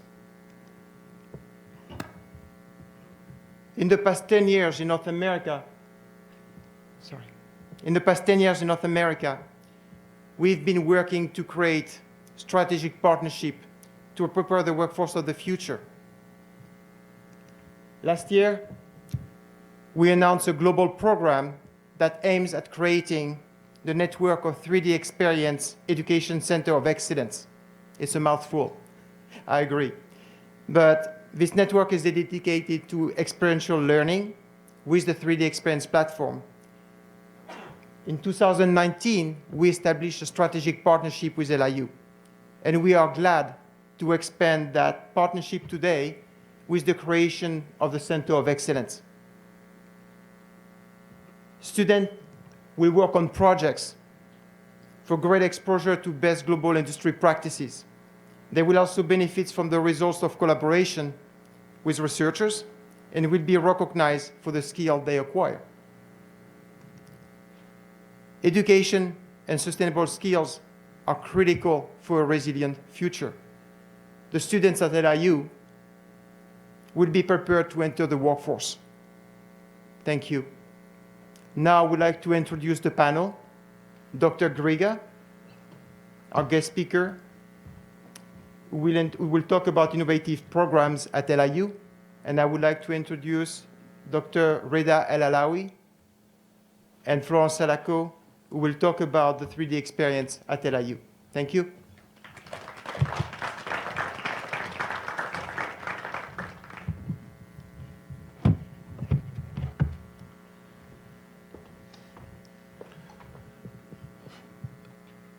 Thank you, Jean-Philippe. So today we're going to talk about how we can extend all these amazing new developments in precision medicine and personalized medicine and therapies, all the big questions that we're facing in health. How can we, for example, leverage all those exciting new opportunities for solving problems to really prepare our students for the next generation of jobs? So the biggest question we have in our lifetime is always, we're about building communities, we're about improving health, and having a purpose. So the purpose that we have in education is really to prepare you for an amazing new opportunities to be at the center stage of facing these challenges and doing amazing things. So the digitization of research has been, discussed broadly this morning, and I just would like to really connect with how all this research is going to inform our teaching and our curricula and preparing our students. So as you build these virtual models, basically, we are creating a platform for us, educators, for us, students, to experiment with new predictive models, to look at how drugs interact with each other. So the end result of this research that has been described is not really the end, but it's the beginning on how we can use these new opportunities to expand on many questions that we have in healthcare, many questions that we have in business, many questions that we have in transportation, how we build our cities, and how we can answer questions of sustainability. So what I would like to do next is simply highlight something that's dear to our hearts as technologists, is the modeling. So when we look at the virtual twin, it's about creating virtual model that represents reality. So in this case, for example, which is a well-established case study in aerospace and the automotive industry, instead of building something physical, you build a digital representation of that. And through simulation, basically, you can look at different scenarios and look at crashes. AI is part of the actual design in terms of materials, how you connect things, how you build smart manufacturing. But I would like to illustrate what AI is so that the rest of my presentation actually is going to be very straightforward.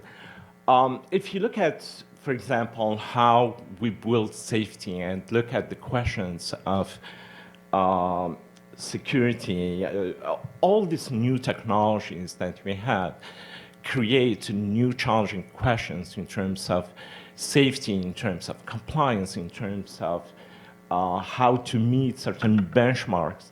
So if you add, for example, a dummy and test this car, you're going to realize that people don't have, the same survival rate, because the survival in some accidents is going to depend on the body shape, it's going to depend on the person. So think about the AI layers that you can add to, for example, this kind of experiments to improve the safety of our cars, to improve our products. So AI is part of everything that you touch, and AI can improve almost anything you can do.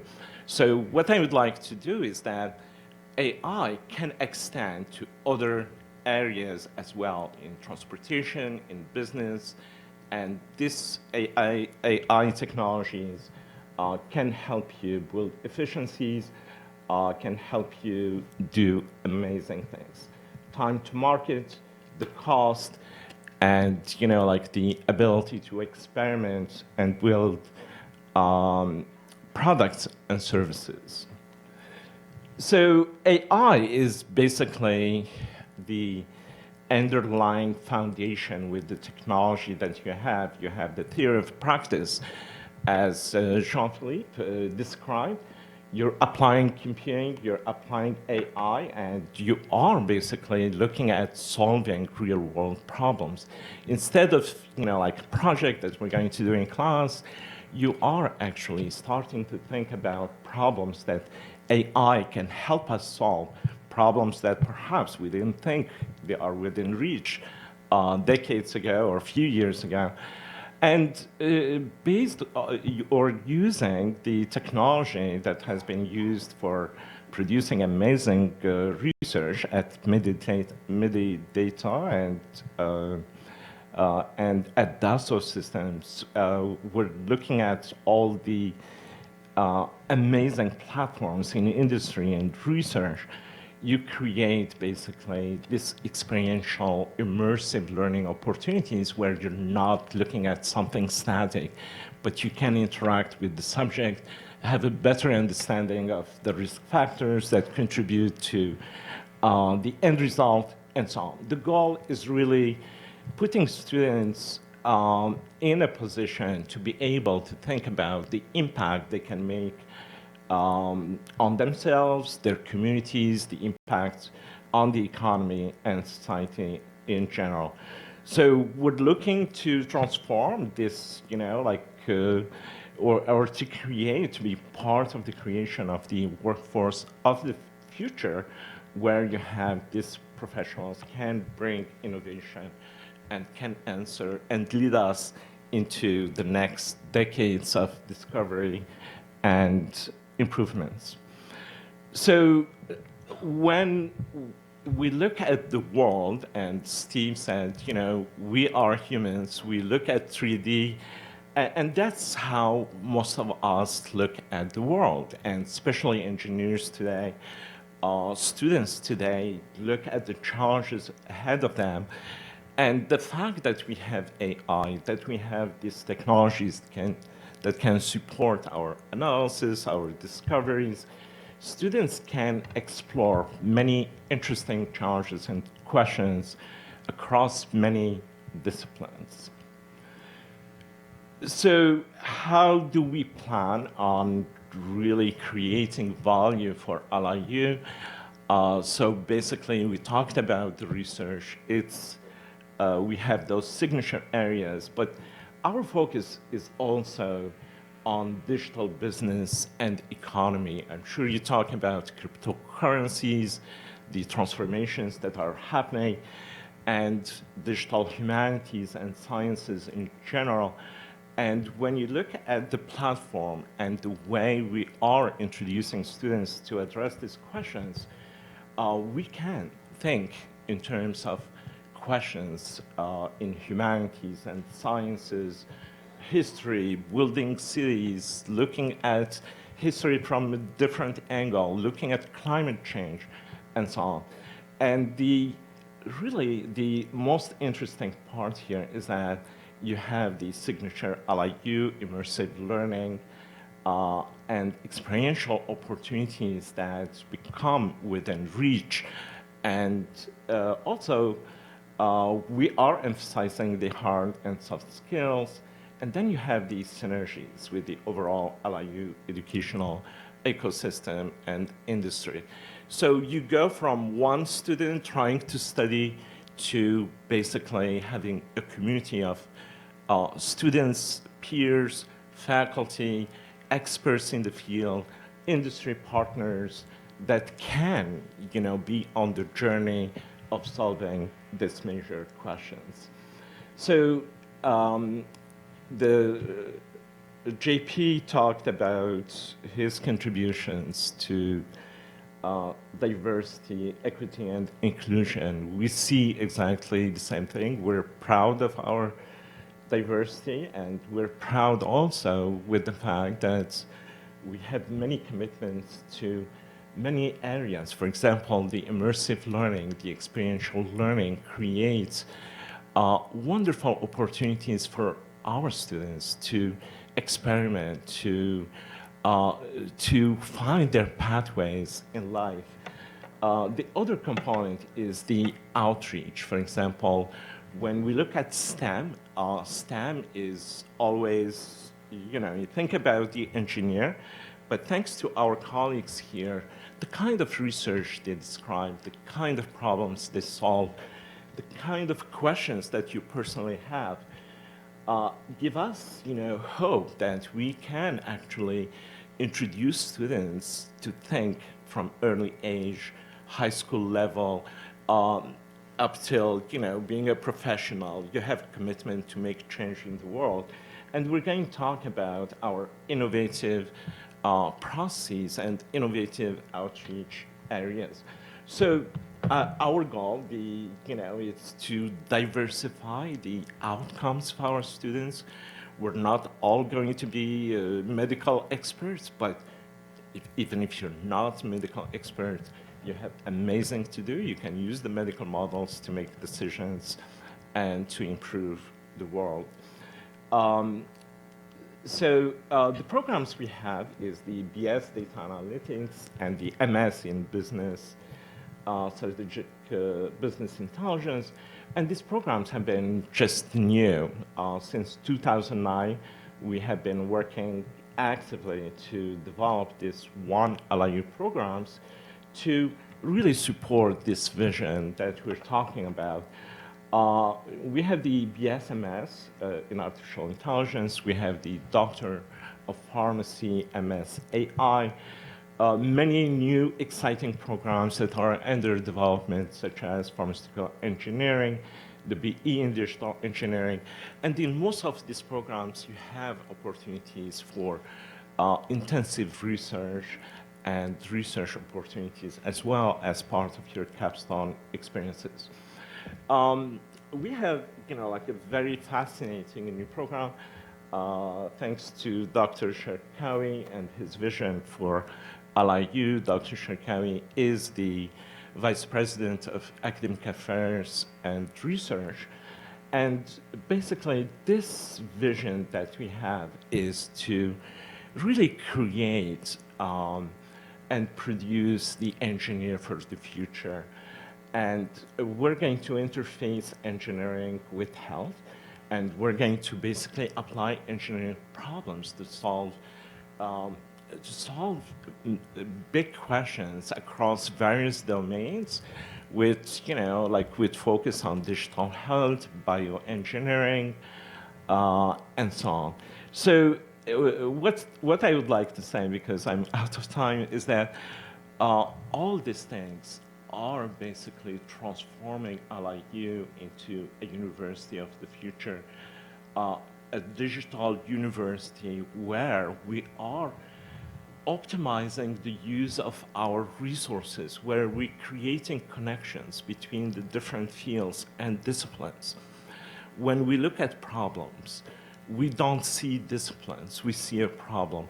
And, like our approach to problem solving is that forget the boundaries that, that we have in this kind of disciplines, but the goal is to collaborate. So I would like to say few things, and I'm going to yield to my colleagues. One thing that's critical in all of this is that you have modeling, you have collaboration, you have simulation, and you have basically the tools to work with others, different experts in the field. And that creates like an amazing opportunity for students and faculty to be on a journey to solve problems that they don't know. Engineers, once they know how to solve a problem, the fun is out, but the fun is in pursuing this amazing new goals for the university, for us as teams, and I'm proud to be here, part of the team. Thank you. My next presentation is to expand on the question of diversity and how we are creating those opportunities with our high schools, and also an update on the infrastructure. Florent and Reda, please welcome.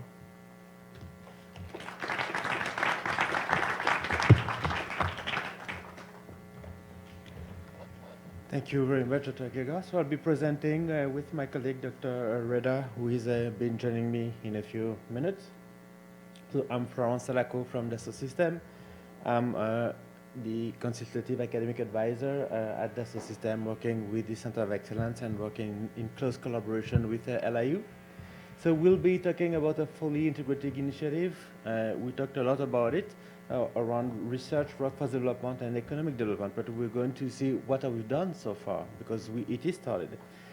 So the collaboration between Dassault and LIU started last year to put in place something that is dynamic, something that integrates the different pilots that we have to generate that dynamic, meaning the academic side, the research side, the industry, and the experiences that needs to be developed and needs to be experienced by the students. All of those are interacting together to develop that ecosystem.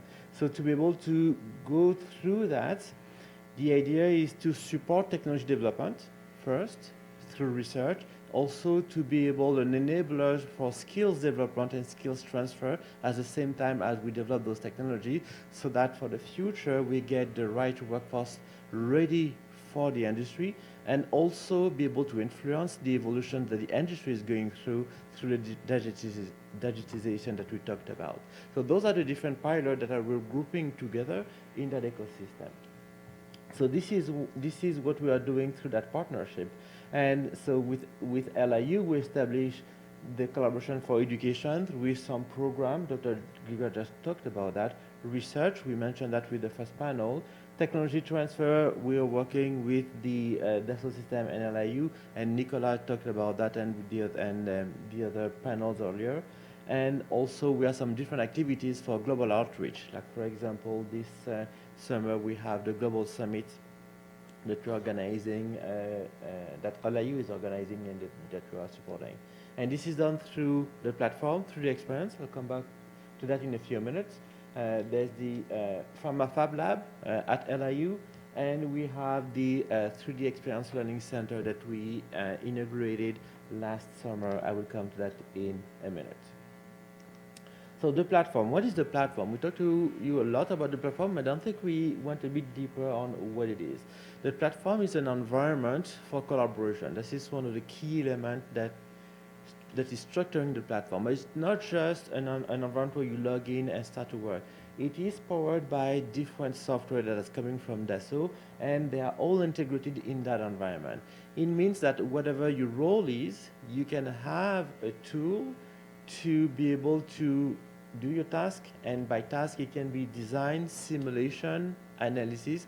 All those elements are together, and it's not just that they are together, it's that they are communicating with each other.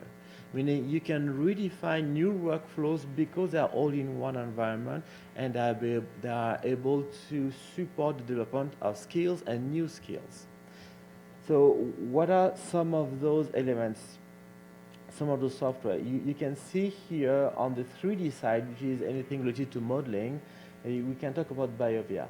BioVia is important in what we're doing with LIU, and BioVia is at a molecular level. This is the key element to understand, that it's from the molecular level to part of product level, and even something bigger, which is more for geological analysis, but Dassault has different tools and different solutions, whatever the scale of the problem you're working on. And within that, there's another key element, which is on the similar side, which is simulation through finite element analysis. But it's simulation that can, with other tools that are under that branch here, that go beyond the simulation of finite element analysis. For example, Dr.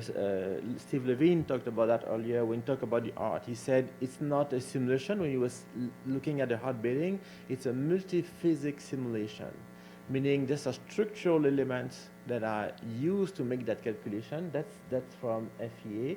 There's some electrical components. So one of the tools is doing that under this brand is capable of doing that. There's some fluid simulation for the flow of the blood inside the heart. Again, it's a fluid simulation, it is here, and so on. So it's a multi-physics approach to be able to solve problems and to predict the behavior of some elements. And there's some behavior, what you call behavior modeling in that element. And the behavior modeling through a systemic approach or holistic approach is what we are able to do in that environment. So the platform has all those tools together, and we had the CEO at Medi-Data, the co-CEO of Medi-Data talking earlier. So it's about clinical trial and to perform medical research, to be able to do the analytics, to go through the analytics of those data.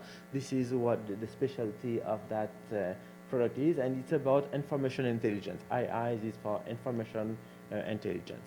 So the platform is the support to be able to have all those elements together, and we are building on that to develop new skills and to influence also how the industry is working for the future to accelerate the life cycle as Dr. Giver presented. One key information, that platform can be used in a lot of different industries, and in Dassault Systèmes we're working in 11 different industries that I quickly illustrated there. Not all the industries are using all the tools, and not all the industries have the same processes. It's product different processes, and if you're in the aerospace industry, you spend a lot of time on technology development and planning your product. But when you are in other industry, you may be less focusing on product development, but more on the product itself and operations, for example. So depending of which cycle do you have, you can use those tools and adapt to the best practices. And what we are doing with our experts is to be able to find in different industries what are the best practices and how we can evolve those best practices. So that's the platform that we're talking about and that we're using and deploying at LIU and with LIU also. Where do we have that platform at LIU? So this is one example, for example. So we did integrate the 3D Experience simulation lab. This one is at post-campus. We did the integration back in June last year with Dr. Klein, with some representative from Dassault also. And that lab is featuring the platform. It uses and is able to present to those students artificial intelligence and virtual elements. And when I say virtual, by the way, I forgot to mention one thing here. It doesn't stay virtual. We're able to connect the virtual model to physical elements also. So the transition between the virtual and the physical is possible through that element. So it is in the workflow. So, and this is what we're doing also, and we're working with Reda to have other elements added to that environment to say, well, we have a virtual model, we have a physical model, and they can interact with each other. I think we'll get some students working on some product in the future. But the objective is give students the opportunity to experiment with the cycle of designing and to accelerate product development process on product side or even on the pharmaceutical side with some of the activities that are being done with LIU and Dassault by Biovia. But also give students in medical field an interactive virtual dissection, and we can see that in a minute because there's a dissection table there that can simulate digital autopsies and of real patients. So it's an integrated environment where you can start from the virtual environment, learn, develop skills, and understand the different processes through those different experiences. And I will leave the stage to Reda, that will be helping us in the background, but okay, thank you. Thank you. Thank you, everyone. Hi, everyone. My name is Reda, and we are actually working on the student outreach using the 3D Experience platform. So I would like to first introduce our lab that we have at basically a post-campus, which constitutes on both hardware and software. And part of it is like the software part is like the 3D Experience platform. Also, we have like anatomical table, a couple of robots that we basically can use part of the AR program to kind of introduce different projects at the different levels for students. But on the other hand, like what I would like to mention here is like part of this outreach initiative is not only focusing on LIU students, but also we would like to offer that to our high schools. So we started with the top LIU high school, the top Long Island University region high schools.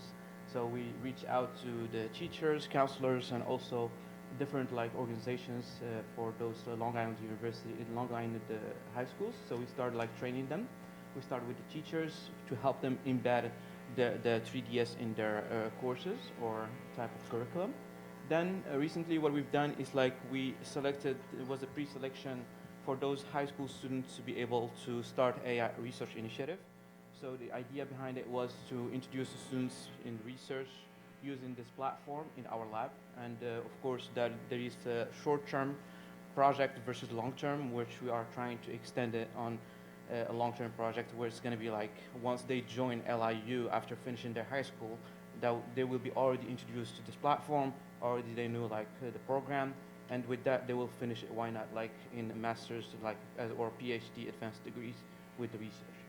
So one of the things that I would like also to mention, we are also working with high schools about like the dual enrollments. So we are offering a couple of courses. One of them is like the AI 162. So we are trying to, right now, we are working on developing contents to start embedding this course starting next fall, 2022. So we are working on that. Additional to that, we've had a couple of open sessions, both for parents and students to visit our lab. And we had a good feedback based on the teachers that we are collaborating with. And nonetheless, so after this initiative was very successful and we got a good feedback, and thanks to our senior leadership, Dr. Shkawi, Dr. Bird, and also Dr. Klein, which they help us. Actually, we are working currently to mimic the same lab here at Brooklyn campus, which is going to have a really good view on the Fulton Street next to the Barclays Center. So with that, I would like just to, so again, like as you can see here, we have a picture for the teachers, all of them. It was one training session. And of course, Dassault Systèmes is involved in all those three training sessions, which helps a lot in our team. And here on the top bottom, we have actually a couple of students and showing the demo, which we're going to be actually able to see on the gallery room. And just yes, and on the other hand, additional to the high schools, so we are also working on developing a couple of programs. One of them is a summer camp, as you can see, like Global Summit, which we're going to be offering different, like accepting students from different countries, which is going to be not only from New York or USA, but also we're working on the other regions of the world. So also we are working currently with the Dassault to offer on our LIU students a couple of internships, which is going to be like probably summer internships. On the other hand, like we are working on developing modules, especially for BioVia that Flo mentioned. So we are working on incorporating, especially on PharmD program, a couple of modules which they are under development right now, where students they're going to be able to experience this immersive learning experience using the virtual lab. So as you can see, like here, this is one of the examples at the molecular level using one of the modules that we are working on developing right now. On the other hand, here I would like just to share the video of those high school students that they join us on our training session. They are working on the VR, and we had actually a good feedback from them. And again, we would like them to join our LIU once they graduate from high school. With that, I would like to thank everyone for your attention. Thank you.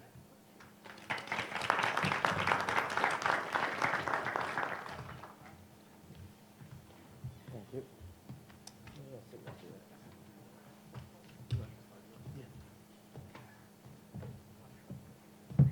Thank you again for another wonderful session.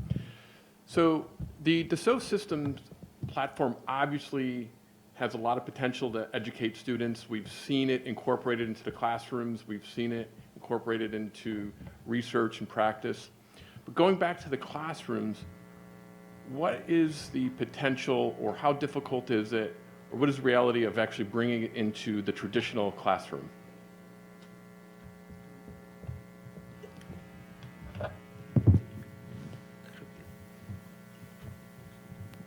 So I can start. And I'm going to give the mic to my colleagues here after. We have multiple examples of doing that. Obviously, this is not the first time that we do it. The objective for us is to build on past experiences. I mentioned in the speech earlier what we are doing with Purdue University. There are other universities that we're working with. The goal for us is to really make sure that we can do the same thing in life sciences. And Long Island University is the place in New York State where we want to make this happen. So Florent can probably give details, and Dr. Greger and Dr. Al-Alawi about what they are doing. But yes, we can illustrate that with a few more examples with Florent after. Thank you, JP.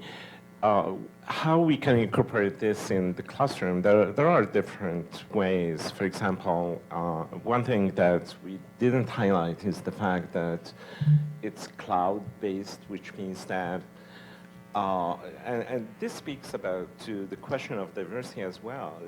There is the affordability question, the access that's granted to students, no matter what kind of physical equipment they have or something like that. So granted that access is given to students, you can incorporate this in many ways. For example, let me just draw on the experiment I have done recently with the College of Pharmacy, where you look at, for example, building predictive model for vascular disease. You look at clinical data such as the EKGs, you look at the stress testing, and then you apply the AI technology that we have to build predictive models. We didn't formally use the 3DS Center, but we believe last year we have incorporated this into many graduate AI courses, and it will be rolling out in many of our classes coming in. The other part that we are really paying attention to is how we create, for example, mentoring or near-peer mentoring between, for example, the graduate students that have done some research in this to mentor undergrad students, and undergrad students mentoring the AI research that's happening. So we're creating several venues for our faculty and students to be able to use the technology. Excellent. Reda, comment? Florent? Thank you. So I think the introduction of those technologies in classes has started. We are in the path of increasing those integrations. And I think what we are seeing for the generations that are coming in to get their degree to think of their future is that it seems natural for them, if I can say that, is that for them it's not a barrier of working virtually. I'm not saying that everything is going to be virtual in the future, and that it's not a metaverse discussion. But using those technology where you have everything integrated, when you can interact with some physical system with a virtual system and a virtual system together, it's something that those students, those new generations are eager to do, and it's starting. I think it is started. We see the change. We see also, if we get out of the student itself, we see also the industry asking those students or those new graduates with those new skills.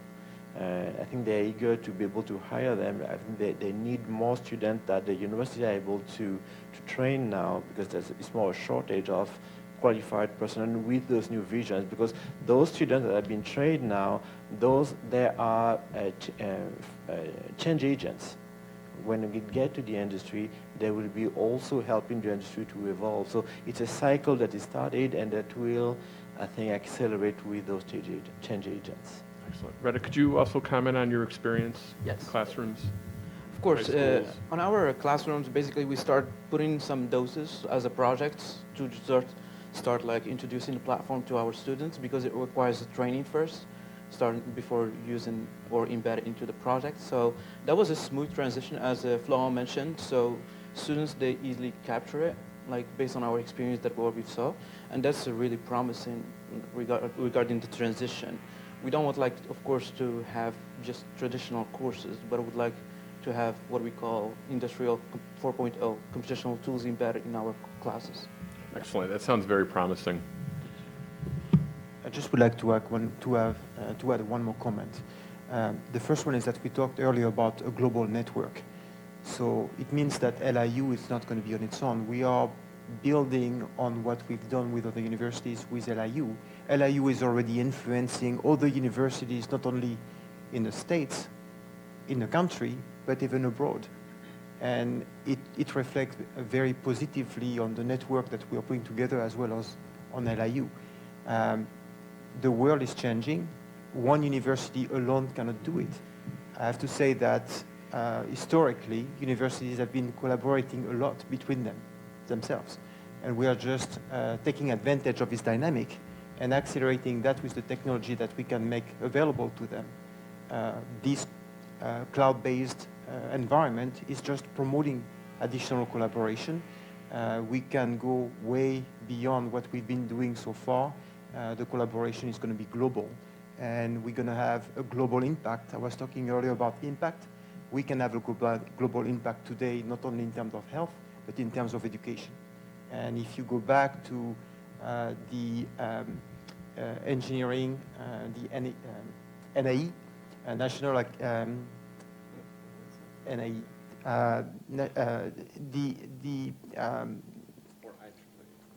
yeah.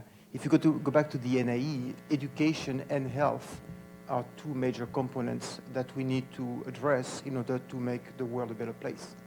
So this is strategic for us. This is strategic for LIU.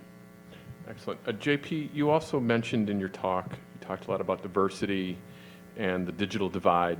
Could you expand on that and maybe discuss the potential to bridge that with the Dassault platform? Absolutely. So I would be very pragmatic here. Everybody can relate here. When we decided to isolate ourselves and to stay home, the kids struggled because they didn't know what to do, and the schools decided to provide online training. For the most part, it was emergency online training. They just didn't know what to do.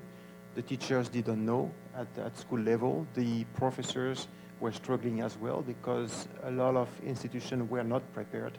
And you can see that in the level of investment that technology is receiving for EdTech.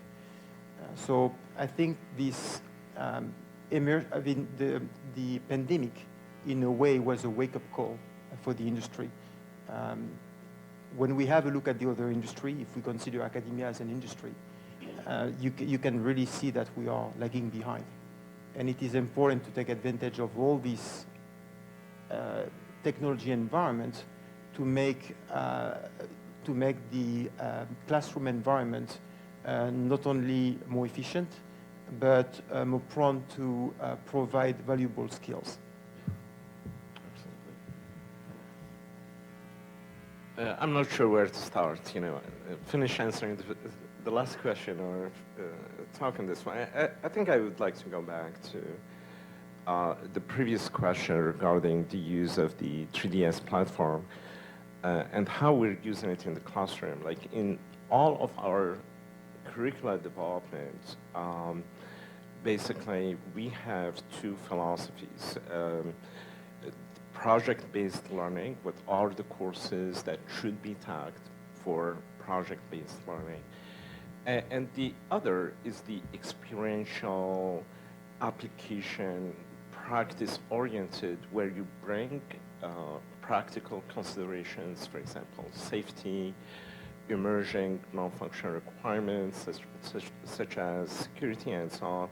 How do you make that part of the curriculum? And when you look at the Bachelor of Engineering and the Bachelor of Engineering and Digital Engineering, and basically you have a map and you can easily see the foundation courses, the bio courses, the chemistry, and then the engineering, how it combines this using this platform, and it's part of the curriculum development.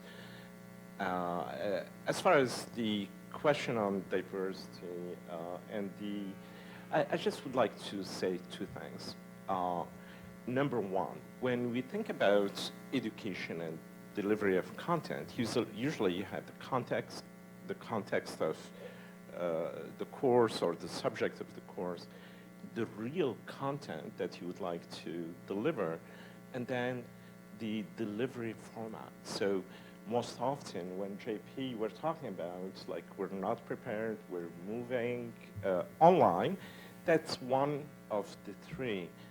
And so what I would like to say is that, yeah, there are varied experiences moving online, but I think the question, you can always, change your context, add a video here or something, but this is like a fundamental change on how you create virtual experiences that are going to complement the physical experiences, and you're extending what we have. And this is what we're excited about, and we will have a rollout to really impact the whole university as a whole. All right, thank you. JP, any last words? No, I just want to.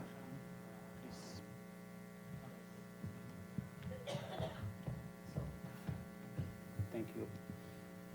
I would like to answer to your question with a very tangible and systematic example. So the way we design the 3DS platforms is basically, it's going to be a classroom. So the faculty will stand in the middle and he will teach a course. He can teach an engineering course, basically. And the way we file our digital engineering program, because we need to justify the infrastructure, because as you may know, any mechanical or electrical or material science program in terms of capital expenditures requires $100 million. So today, the way we build our engineering program, which is the digital engineering program, which received the highest evaluation from IBIT accreditation, it was 9/10, is basically we justify that it's going to be a new paradigm in terms of teaching, and we will directly use the 3DS platform as the main vehicle and the main pedagogy to serve our engineering program. So we have basically, we design more than, I think, 20 courses, which are basically multidisciplinary by nature. You know, they cross-link between electrical, mechanical, aerospace, material science, and all of them, they will use the 3DS platform as the main vehicle of teaching. So that is one of a good example to mention. Thank you. All right, JP, any last words? Thank you, Dr. Shakawi. I guess I can just resonate with what Dr. Shakawi is saying. We reach a paradigm shift. Just like Dr. Kondru was saying earlier, we reach really the limit of what we can do in healthcare. We reach the limit of what we can do with education, because obviously the workforce is evolving. Not all the people are going to work for companies. Actually, the gig economy is growing significantly, and by 2030, probably 50% of the workforce will be in the gig economy. They will be serving companies, but they will be essentially contractors. So we need to think about the education model in a very different way. A system that can really provide the education as it did traditionally, but we need to really have a paradigm shift and provide a new way to educate people. And more like an on-demand system where we can provide certificates and make sure that we can quickly adapt to the surge of know-how and knowledge. As I was telling you earlier, it's doubling every 12 hours. It's just phenomenal. So we need to think about that very clearly. Thank you. Excellent. All. One more round for the panel. Okay, thank you. So at this point, we ask everybody to move to the lobby, and you're able to see and interact with some of the Dassault software. And all of our panelists will be available to answer your questions. Thank you again for attending.